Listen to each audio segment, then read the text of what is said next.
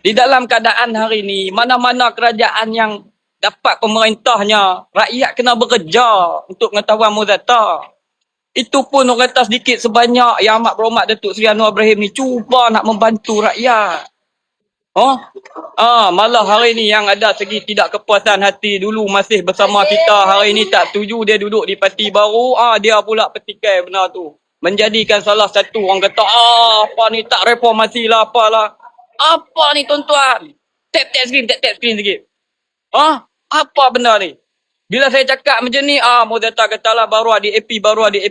Lah. Apa munasabah nak cakap kata saya ni baru ada AP? Sedangkan hari ni kami ni di bawah satu komponen Pakatan Harapan.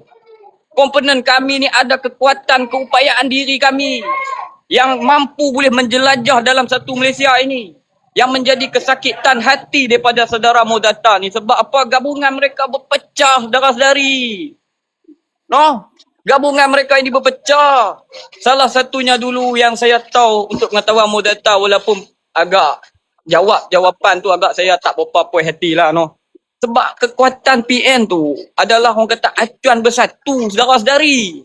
Ni yang duk ada ni 90 orang anak mata memandang ni.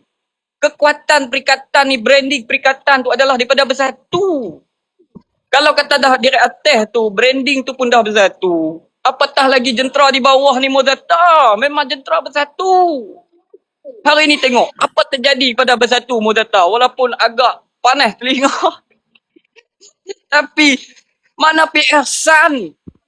Dibaginya sebab kata, kenapa Tan Sri Muhyiddin ni gila. Pecat habis orang bawah ni. Kita tak selesa dalam gabungan. Kita kena tenat. Tak setuju macam tu.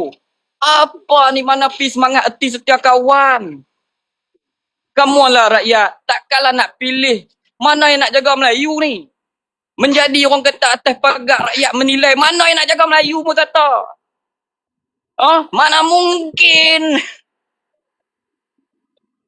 Saya faham walaupun Tok Gon ada di bawah geram kat Mozata. Tapi Tok Gon sudah selamat jalan lah. Go to hell. Because you dah berada di parti kancil. Selamatlah. Tak ada masalah. Bolehlah isi borang pes pun tak apa. Pasal nada cakap tu dah macam penyokong pes lah tu. Elok lah no. Wabillahi taufiq wa hidayah. Assalamualaikum warahmatullahi taala wabarakatuh. Okey, terima kasih Pan. Aku nak mengeluarkan satu kata-kata kepada Tok Gon. Kata-kata yang bernas kepada Tok Gon.